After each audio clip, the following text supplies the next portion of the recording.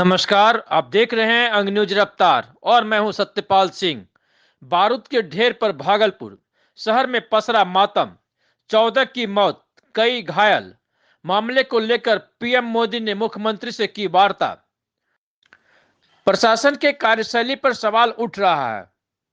DGP ने press वार्ता कर दी जानकारी। तेतारपुर एसएचओ सुधांशु कुमार को किए गए निलंबित। आज रेशमी शहर भागलपुर बारूद की ढेर पर है। कल रात बम धमाके में काजवली चक का इलाका वीरान हो गया है, जहां 4 घर ध्वस्त हो गए हैं। इस बम धमाके से अब तक 14 की मौत हो चुकी है। इस मकान के मलबे से भारी मात्रा में बारूद भी बरामद किए गए हैं। बता दें कि इस इलाके में एक मकान में बीती रात जोरदार धमाका हुआ, जिसमें आसपास के कई मकान ध्वस्त हो गए और मलबे में तब्दील हो गया। मलबे के अंदर से दबे लोगों को लगातार बाहर निकालने का काम चल रहा है, जिसमें मरने वालों की संख्या 14 पहुंच गई है। इस बम ब्लास्ट के मामले की गूंज दिल्ली तक पहुंच चुकी है और पीएम मोदी ने सीएम नीतीश कुमार से फोन पर बात की। भारत के प्रधानमंत्री नरेंद्र मोदी ने ट्वीट पर लिखा है कि बिहार के भागलपुर में धमाके से हुई जनहानि की खबर पीड़ा देने वाली है। घायलों को शीघ्र स्वस्थ होने की कामना करता हूं।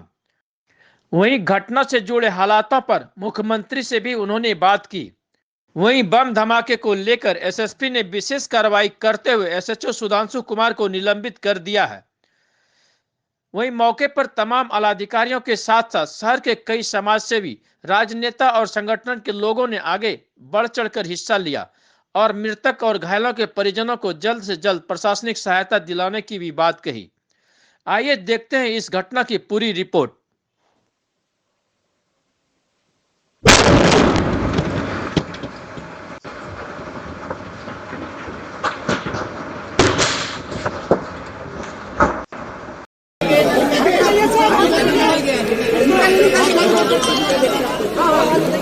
गमछे तमछा पहने हुआ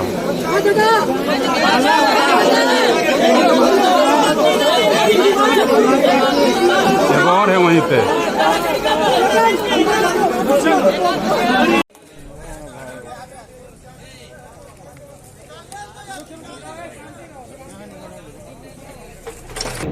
बहुत ही दुखद मृत्यु की हम लोगों को सूचना है और अभी भी कई लोगों का इलाज चल रहा है, तो हम लोग उस पर भी नज़र रख रहे हैं। कल रात्रि से ही लगातार जो जेएमसीएच के सुपरिटेंडेंट साहब हैं उनसे बात हो रही है, हम लोगों ने देखा भी है, तो बेहतर इलाज मिले जो भी घायल हैं उनको। और घटना के बारे में आपको पता ही है, कल रात से हम लोगों ने पहले भी आप लोगों को ब्रीफ किया था। अभी जांच चल रही है और उसका जो फलाफल होगा उससे आपको अवगत कराया जाएगा। सर, एक थानेदार को सस्पेंड करने की बातें सामने आई है सर, क्या कार्रवाई क्या हुई सर? अन्य कार्रवाई और जांच के साथ साथ प्रथम दृष्टया ये बात भी सामने आई कि यहाँ पे रेगुलर रूप से पटाखे बनाने और बेचने की शिकायत आसपास के लोगों ने बताई है पुलिस को, तो इसमें स्थानीय थाना को तो समय रहते एक कार्रवाई करनी चाहिए थी।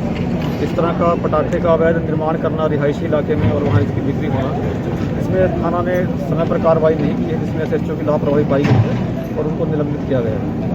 जैसा कि अभी बताया है कि 14 लोगों की डेथ हो चुकी है, कारण से जो यहाँ के एसएचओ हैं उनको निलंबित किया गया है और कड़ी अनुशासनिक कार्रवाई की जाएगी। तो सीआईडी पर भी सर सवाल उठ रहा है कि आखिर सीआईडी क्या कर रही है, उनको क्यों नहीं भनक लग पाई?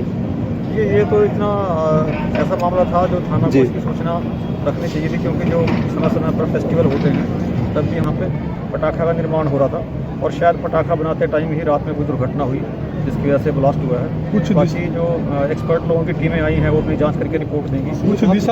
देखिए, ये इसके पीछे क्या है यह तो जांच का विषय है, लेकिन कल जैसा कि लगभग 11:30 बजे 11:30 से 11:40 के बीच में हम लोग घर में बैठे हुए थे।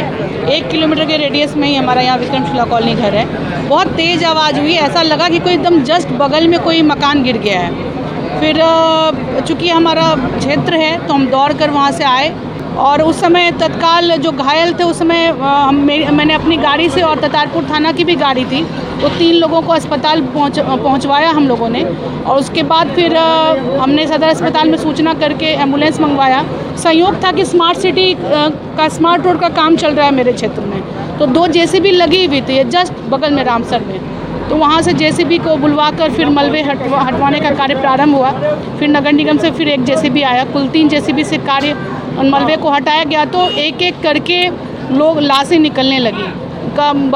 बच्चे की स्थिति तो ऐसी थी, महिलाओं की स्थिति ऐसी थी कि उनके चिथड़े उड़े हुए थे, किसी अंग का पता नहीं था। बहुत विभत्स घटना है। और चूँकि यह बहुत अगर यह शाम के समय होता तो कोई आम नागरिक भी इससे हताहत हो सकते थे।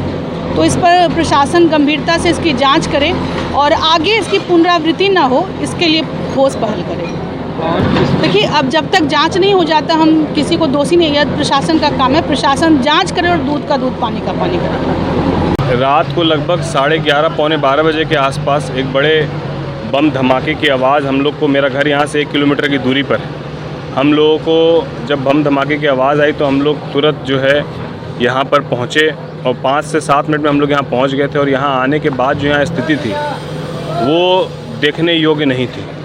मतलब कई माताओं का, कई बहनों का, छोटे बच्चों के शव को छिद विछिद हम लोगों ने देखा। मतलब किसी का हाथ अलग, किसी का पाँव अलग, इस अवस्था में देखा है ये अपने आप में। और जिस तरीके से 4-4 मकान मतलब ढेर हो गए हैं और इसका मलबा आधा किलोमीटर दूर तक छितरा हुआ, ये अपने आप में बताता है कि बारूद की मात्रा कितनी थी। और प्रशासन को इसकी जानकारी आज से नहीं है। ये घटना इस जगह पर आज पहली बार नहीं घटी है, पहले भी यहाँ घटना घटी है। प्रशासन को वैसे लोग जो इतनी भारी मात्रा में बारूद रखकर इस तरीके का खेल करने का काम कर रहे थे, अपने जान को तो जोखिम में डाला ही, और साथ साथ अगल बगल पड़ोसियों को भी आज जो है इसका खामियाजा भुगतना पड़ा प्रशासन की लापरवाही कारण।